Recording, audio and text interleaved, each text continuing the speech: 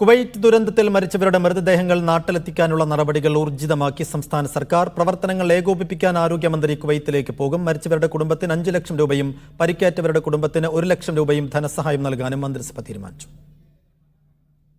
മരിച്ചവരുടെ മൃതദേഹങ്ങൾ നാട്ടിലെത്തിക്കാനും പരിക്കേറ്റവരുടെ ചികിത്സാ സൗകര്യങ്ങൾ ഏകോപിപ്പിക്കാനും ആരോഗ്യമന്ത്രി വീണ ജോർജിനെ കുവൈറ്റിലേക്ക് അയക്കാൻ അടിയന്തര മന്ത്രിസഭായോഗം തീരുമാനിച്ചു.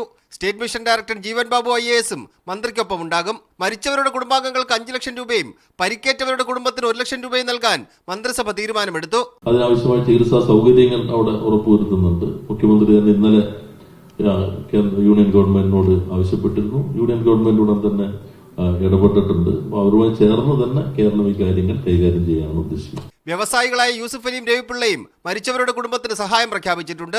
യൂസുഫ് അലി 5 ലക്ഷം രൂപയും രവിപിള്ള 2 ലക്ഷം രൂപയും നൽകും. നോർക്ക മുഖേനയാണ് സഹായം ലഭ്യമാക്കുക.